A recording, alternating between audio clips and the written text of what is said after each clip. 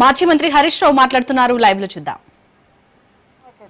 వాళ్ళే మేము పార్టీ మారినాము కండవా కప్పుకున్నామని వాళ్ళ ట్విట్టర్ లో వాళ్ళే పెట్టి మీ పిసిసి అధ్యక్షుడే 10 మంది కాంగ్రెస్ పార్టీలో చేర్చుకున్నా అని మహేష్ కుమార్ గౌడే చెప్పబట్టే గాంధీ భవన్ లో మీటింగ్ జరిగితే మీ ఇన్ఛార్జ్ నేతృత్వంలో పార్టీ మారిన ఎమ్మెల్యేలు గాంధీ భవన్ లో వచ్చి మీటింగ్ లో పాల్గొండ్రి.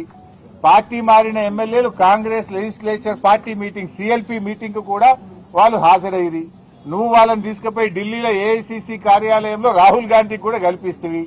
ఇంత ఓపెన్ గా కుల్లా కాంగ్రెస్ పార్టీలో చేర్చుకొని కండువాలు కప్పితే పార్టీ మారినట్టు కాదనే చిల్లర మాటలు ఇలా రేవంత్ రెడ్డి మాట్లాడుతూ ఉన్నాడు. ఆ కుర్చీ గౌరవాన్ని పరువు తీసే విధంగా ఈ రోజు రేవంత్ రెడ్డి గారు మాట్లాడుతూ ఉన్నారు. ఇలా రాష్ట్ర ప్రజలకు అన్ని తెలుసు కదా. ఆ ఎమ్మెల్యేలే ఏం చెప్పిండ్రు, మేము అభివృద్ధి కోసం పార్టీ మారినాము, డెవలప్మెంట్ వర్క్ల కోసం పార్టీ మారినామని వాళ్ళ నియోజకవర్గాల్లో కార్యకర్తల మీటింగ్ లో ఓపెన్ గా వాళ్లే చెప్తా ఉంటే ఇంకా ఈ బరితీయింపేంది, ఇంకా ఈ చిల్లర చేష్టలేంది. ఇలా ప్రజలు అన్ని గమనిస్తా ఉన్నారు. సరైన సమయంలో మీకు తగిన బుద్ధి చెప్తారు. సో ముఖ్యంగా ఇప్పటికైనా ఇలా మా తలసాని సీనన్నను చూసన్న కళ్ళు తెరువు. సీనన్న ఇలా సనత్ నగర్ నియోజకవర్గంలో బస్తీ ప్రజలకు సాయం చేసినాడు.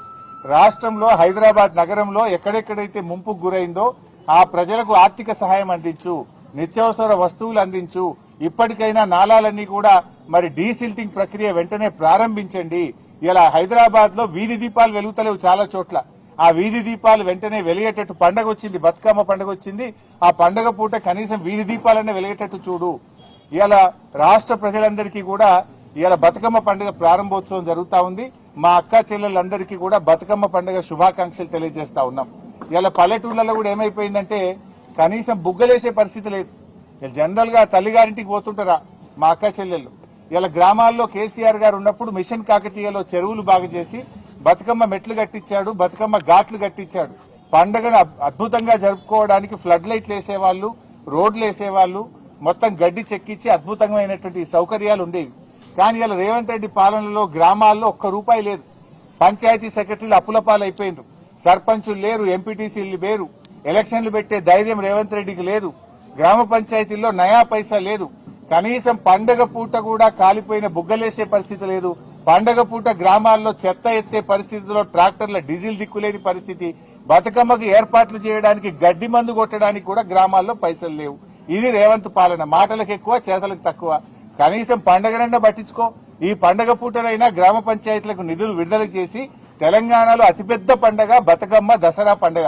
ఈ పండగ ఏర్పాట్లు చేసుకోవడానికైనా గ్రామాలకు నిధులు విడుదల చేయి. నీ పాలనలో ఈ 2 సంవత్సరాల్లో గ్రామ పంచాయతీలన్నీ కూడా మురికి కుప్పాలుగా, చెత్త కుప్పలుగా మారిపోయినాయి. ఇప్పటికైనా కళ్లు తెరువు, గ్రామ పంచాయతీలకు నిధులు ఇయ్యి.